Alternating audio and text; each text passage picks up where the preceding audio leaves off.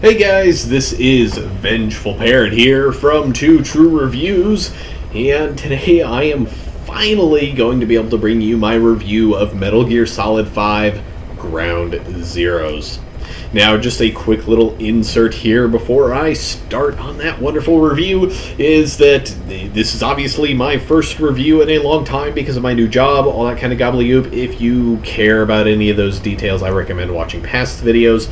But this is most likely going to be a short review just simply because it was a short game. As far as what's up next, I am probably going to be posting more Witcher gameplay in addition to reviews for the games that are free with gold on the Xbox One right now, which would be Max, Curse of Brotherhood, and the Halo Spartan Assault games. Those two are going to be primarily... Sorry, that was my phone. Those are going to be primarily more... I don't know, overviews, not reviews, especially for Halo Spartan Assault. I may give Max Curse of Brotherhood a proper review, but the Halo Spartan Assault so far hasn't really been able to, catch my attention, at least not enough that I will probably bother quote unquote beating the game before I make those videos. But anyways, that is neither here nor there. On with the review. So I said this was a short game, and as some of you can probably remember, I made a video a little while back when that whole rumor, or whatever you want to call it, it came out saying that this game was only 2 hours long, and the developers were like, oh no, the main story mission is only 2 hours long, and there's so much more to do in the game. There's side op missions, there's trial records, all this kind of stuff. They were making it sound as if the game was going to justifiably be worth that $30 price tag, or at the time that $40 price tag. And I'm here to basically say that none of that is true. The main story mission is not 2 hours. There is not enough content to justify that price tag. Frankly, in the entire game, there is not enough content to justify a price tag at all. I have played demos that are more robust than what this game is that's sold for $30. Now, we're going to get started with a couple of things. But before we do that, when I'm showing actual gameplay, it's probably going to jump around a lot, and that's mainly because people in this game have this obnoxious habit of never shutting up. And normally that wouldn't be an issue when I'm recording, because I would be able to go into options and, go to game settings or audio settings or something and turn down the game volume or the dialogue volume. But as you can plainly see, those options do not exist. This is such a half game that they don't even have, audio and display adjustment settings. I mean, here you can turn on and off weapon icons and subtitles and that kind of thing.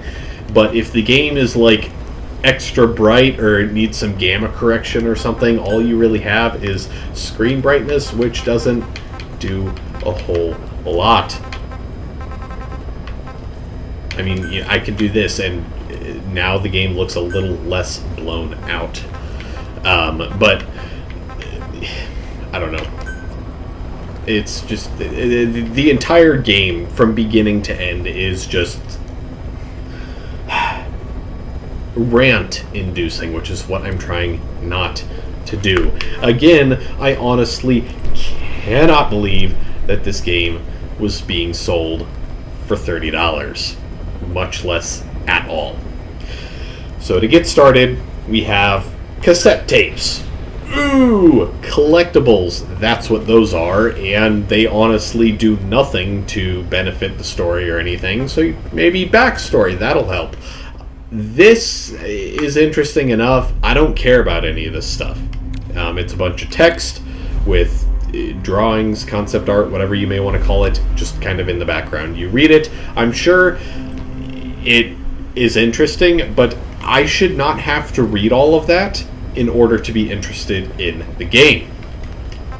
So we have trial records. Trial records. Oh, surely this is something mind-blowingly amazing. I mean, the developers were touting it as something that will add to the replay value of this game. And it sure does add to the replay value because it makes you replay the game.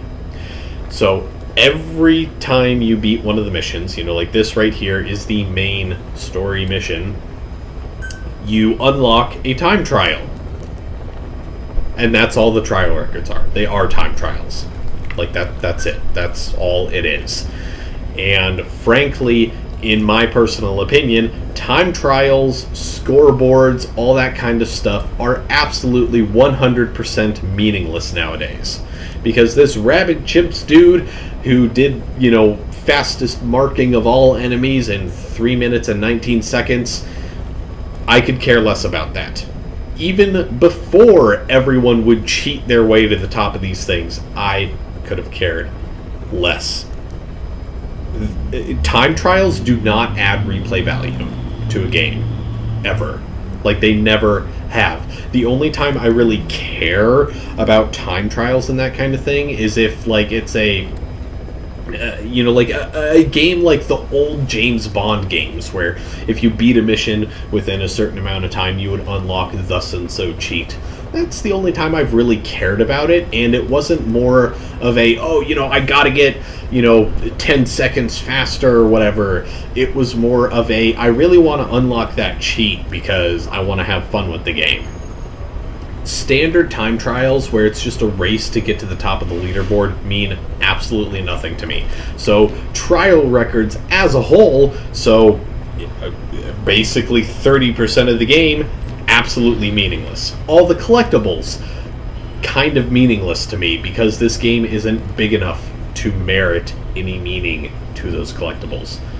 So play records, pretty much the exact same thing, except it's more statistics. As you can see, the one time that I've played the main story mission took me 85 minutes, 25 seconds, and yeah. And that's because I was taking my sweet time. Because I knew, hey, this is probably going to be a super short game, so I'm going to, take my time. I'm just going to kind of walk through everything. I'm going to explore a little bit. When I actually decided to go after my objectives, it took me about 20 minutes. I spent about an hour, 45 minutes or so, kind of scouting around the area, tagging enemies, looking around, and figuring out the controls. Why would I have to figure out the controls, you may ask? Well, it's because they do absolutely nothing to tell you what the controls are. They tell you, how to use your binoculars, and that kind, some super, super basic stuff. And that's about it. As far as, equipping different weapons, calling in a helicopter, all of this kind of stuff that they kind of, tell you to do, they don't bother to tell you how to do it. There is no tutorial whatsoever. Not any real one, which I can totally understand, because when you have a game that really only has, 3 hours of content, why would you bother making a tutorial? So, yeah, like I said, I don't want to say myth, but the idea that the main mission can be beaten in 10 minutes with an S ranking is 100% accurate. I am sure that I could do it, but I don't really feel like wasting any more of my time on this game than what I already have. So, yeah. Now, we're going to go into Mission Select, and as you can see here, we got the main story mission, and then 1, 2, 3, 4, and then 2 more, so 5, 6 side op missions. Now, so far, all these side op missions will take you, about 20 minutes to complete, which isn't really very long. If you were to go through the trouble of completing every single one of these missions at least once on normal, because that's typically all you can play through, until you beat it at least the once, you would excuse me, my goodness, you would end up having roughly 2.5, 3 hours worth of gameplay. Now, 3 hours of gameplay, you're looking at about $10 an hour if you were to buy this game at full price at that point. $10 an hour. Now, there are some games out there that if they were super short, the gameplay mechanics and the graphics and the storyline alone would be intriguing enough to say that yes, that is definitely worth it. However, this game is not one of those games. I'm going to go ahead and boot into one of these missions and show you a couple of things that I think are just irritating beyond belief. And I'm going to cut to the point where everyone stops talking.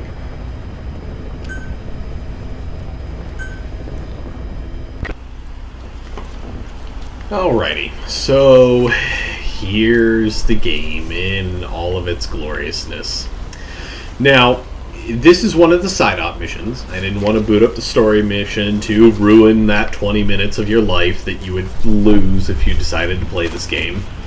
So, essentially what we have here is, I hate saying this, but like an open world version of Splinter Cell.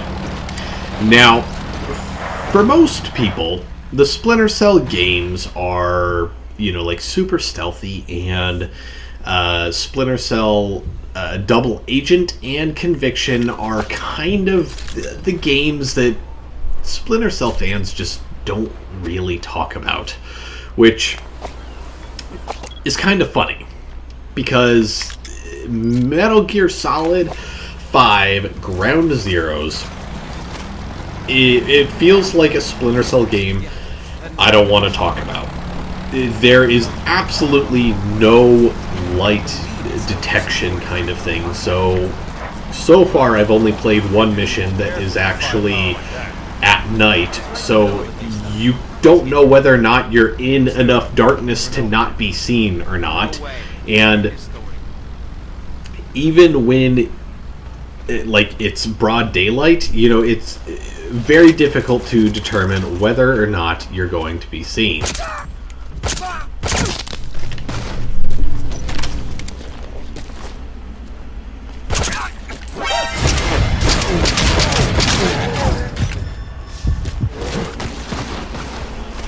So, yeah, I mean, like I said, essentially what we have here is a bad Splinter Cell game. And I'm sure there are going to be a lot of people out there that really, really love their Metal Gear Solid, and they're probably going to start a flame war in the comments section. And frankly, I don't care. That's how I feel about this game. It is extra crappy. So, like I was saying, I mean, you have a lot of talking in this game, which I suppose wouldn't be bad if any of it were substantial. But, like, right now, this dude that has been in some prisoner of war camp with a bag over his head and limited access to food and water and essentially a pot to use the restroom in, it feels like being a chatterbox all of a sudden. Frankly, if I were a POW and essentially on my last leg, as it were, in terms of, general health and everything, I don't think I would be chatting up some guy that just broke into my cage, decided to pick me up, and hasn't spoken a word. Maybe that's just me. And yes, I suppose it is a little bit more interesting than if he were to just not talk at all, but I think it's a little bit silly. There's just so much talking in this game, it's annoying.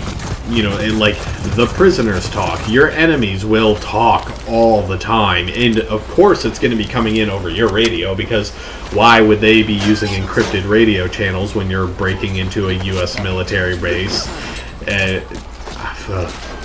Anyways, so if the enemies aren't talking, and random people like this guy aren't talking, then it is your ally boss dude on the comms that is talking. And boy, does he like to talk. In this mission alone, he spends like the first 5 minutes talking your ear off. And if you don't go into your mission info and look at the pictures of the guy that they sent you here to kill, then he will continue to be like, hey, you should go look at those pictures, like every 2 minutes, which is super, super annoying. Now,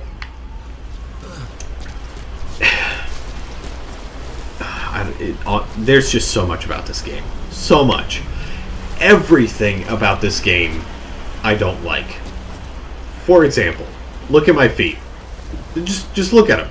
They are clipping through the ground plane severely. Now, because I'm going uphill, I suppose that's okay. Like, a little bit of clipping through the ground plane is one thing.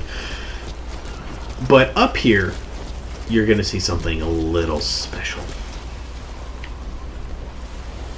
Look at this.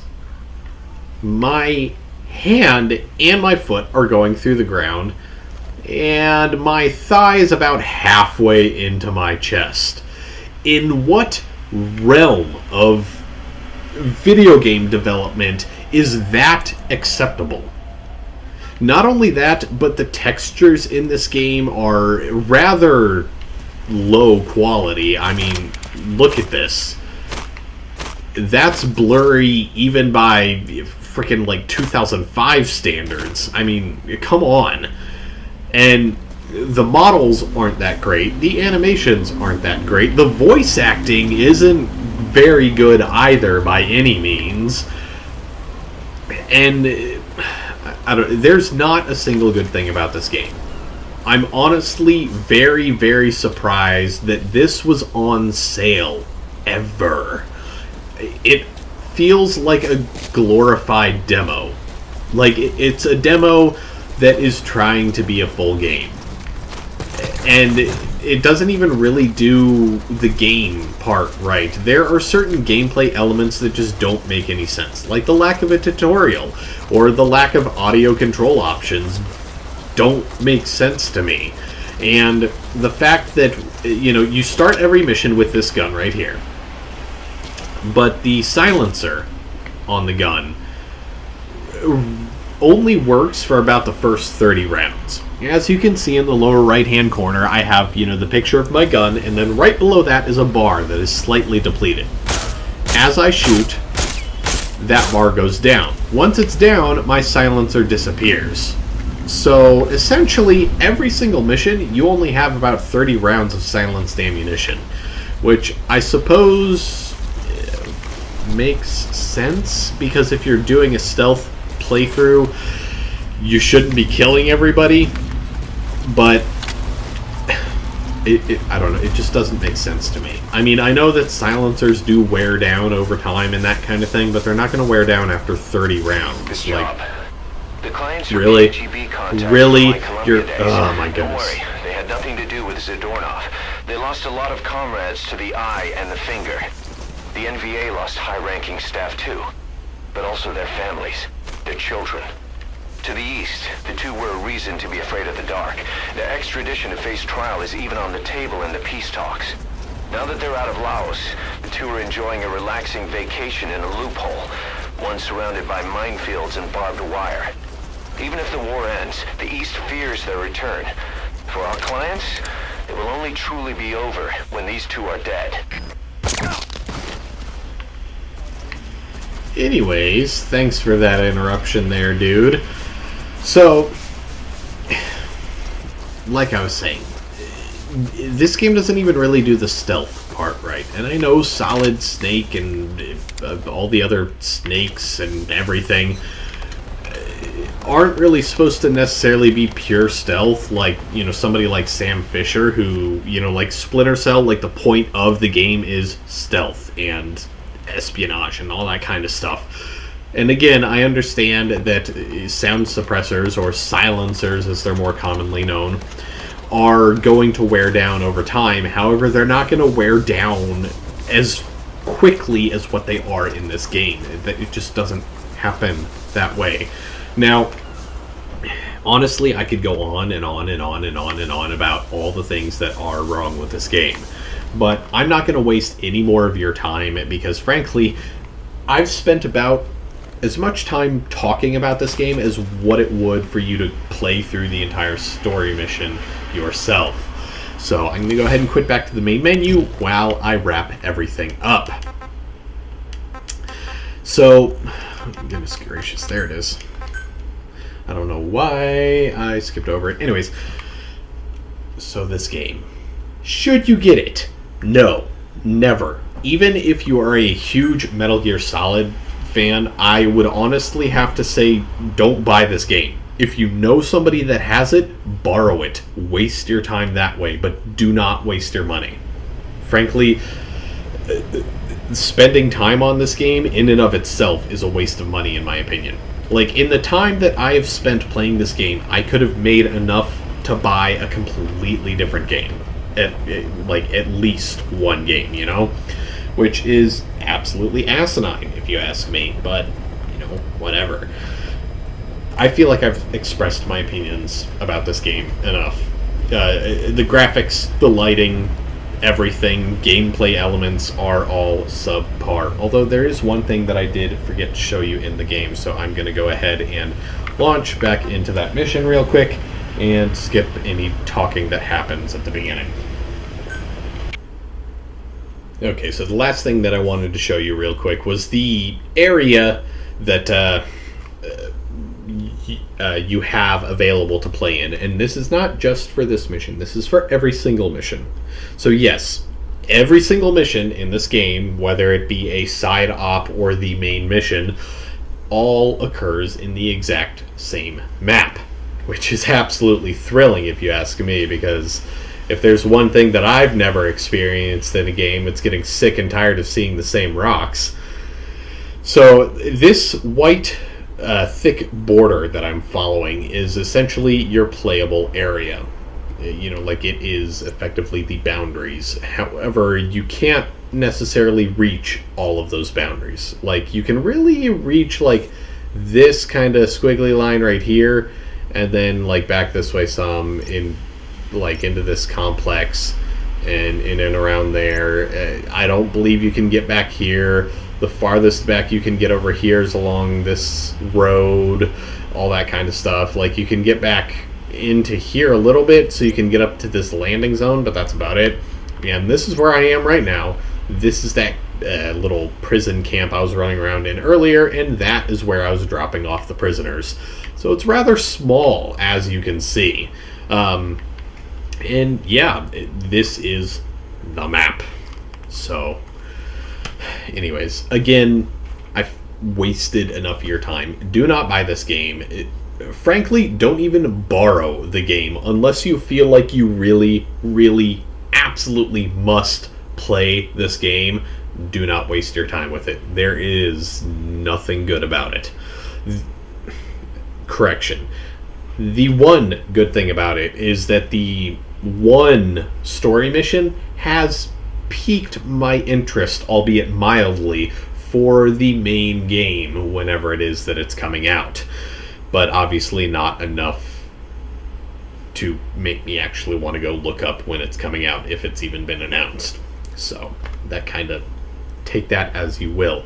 But anyways, so yeah, as always, if you have any questions, comments, concerns, anything like that for this video or any of my others, drop a comment down below, send me a message on YouTube or on my Facebook page, anything like that. And as always, I will see you guys on the Flippy Flip. This is Vengeful Parrot, signing off.